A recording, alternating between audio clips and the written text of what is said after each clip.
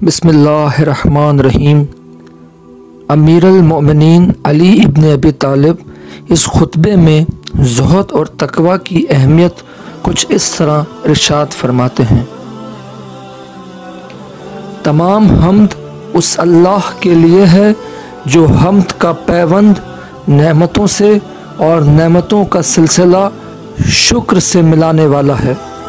ہم اس کی نعمتوں پر اسی طرح حمد کرتے ہیں جس طرح اس کی آزمائشوں پر ثنا و شکر بجا لاتے ہیں، اور ان نفسوں کے خلاف اس سے مدد مانگتے ہیں کہ جو احکام کے بجا لانے میں سست قدم اور ممنوع چیزوں کی طرف بڑھنے میں تیز گام ہیں، اور ان گناہوں سے مغفرت چاہتے ہیں کہ جن پر اس کا علم محیط اور نامہ اعمال حاوی ہے۔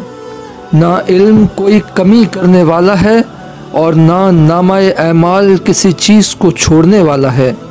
ہم اس شخص کے مانند اس پر ایمان رکھتے ہیں کہ جس نے غیب کی چیزوں کو اپنی آنکھوں سے دیکھ لیا ہو اور وعدہ کی ہوئی چیزوں سے آگاہ ہو چکا ہو، ایسا ایمان کہ جس کے خلوص نے شرک کو اور یقین نے شک کو دور پھینک دیا ہو۔ اور ہم گواہی دیتے ہیں کہ اللہ کے علاوہ کوئی معبود نہیں جو وحدہ لا شریک ہے، اور یہ کہ محمد اس کے عبد اور رسول ہے۔ یہ دونوں شہادتیں اچھی باتوں کو اونچا اور نیک اعمال کو بلند کرتی ہیں۔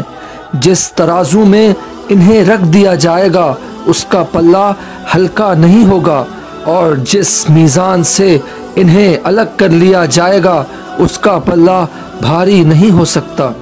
اے اللہ کے بندوں، میں تمہیں اللہ سے ڈرنے کی نصیحت کرتا ہوں، اس لیے کہ یہی تقوی زاد راہ ہے اور اسی کو لے کر پلٹنا ہے۔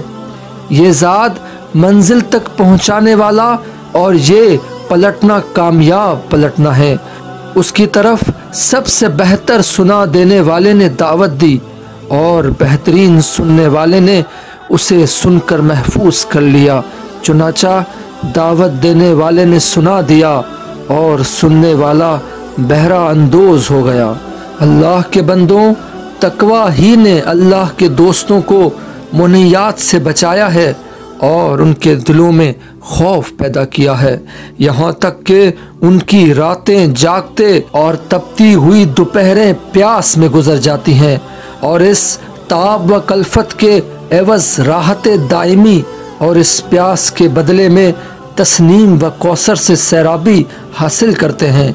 انہوں نے موت کو قریب سمجھ کر اعمال میں جلدی کی اور امیدوں کو جھٹلا کر اجل کو نگاہ میں رکھا۔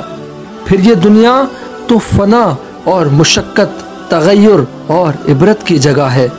چنانچہ فنا کرنے کی صورت یہ ہے کہ زمانہ اپنی کمان کا چلہ چڑھائے ہوئے ہے جس کے تیر خطا نہیں کرتے اور نہ ان کے زخموں کا کوئی مداوا ہو سکتا ہے۔ زندہ پر موت کے، تندرست پر بیماری کے اور محفوظ پر ہلاکت کے تیر چلاتا رہتا ہے۔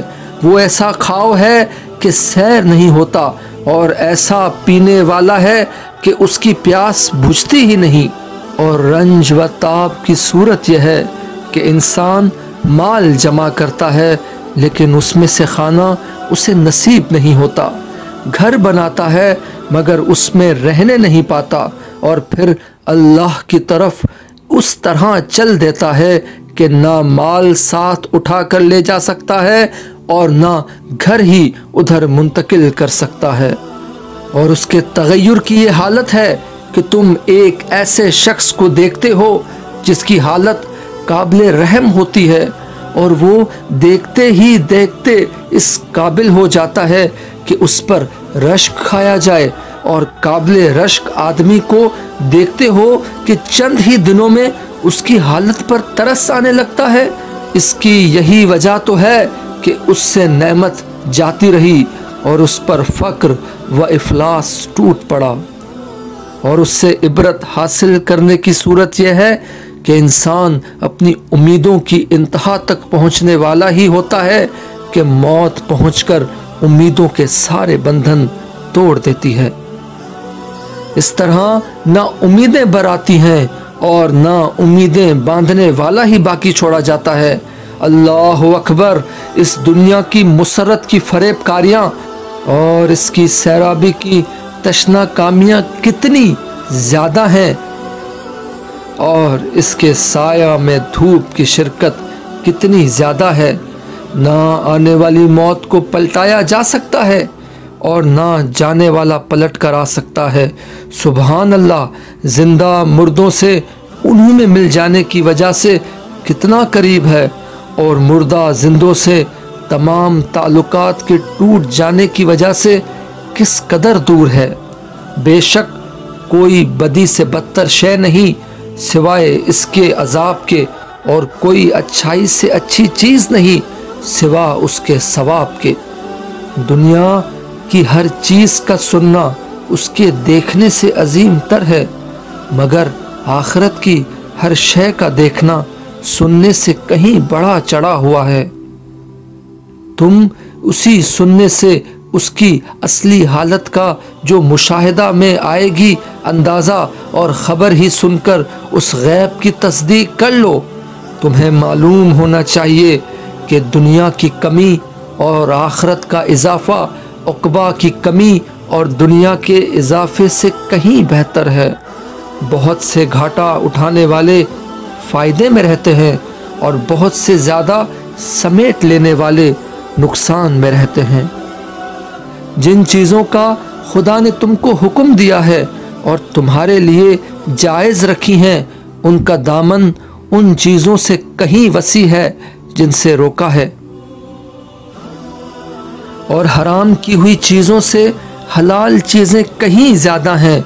लिहाजा ज़्यादा चीज़ों की वजह से कम चीज़ों को छोड़ दो और तंगनाए हराम से निकलकर हलाल की वुसअतों में आ जाओ। उसने तुम्हारे रिज़्क़ का ज़िम्मा ले लिया है और तुम्हें ऐमाल बजा लाने का हुक्म दिया है। लिहाजा जिस चीज़ का ज़िम्मा लिया जा चुका है उसकी तलाश व तलब ऐमाल व फ़राइज़ के बजा लाने से तुम्हारी नज़रों में मुक़द्दम ना होना चाहिए, मगर खुदा की कसम तुम्हारा तर्ज़ अमल ऐसा है कि देखने वाले को शुबा होने लगे और ऐसा मालूम हो कि रिज़्क़ का हासिल करना तो तुम पर फ़र्ज़ है और जो वाकई तुम्हारा फरीज़ा है यानी वाजिबात का बजा लाना वो तुमसे साकित है।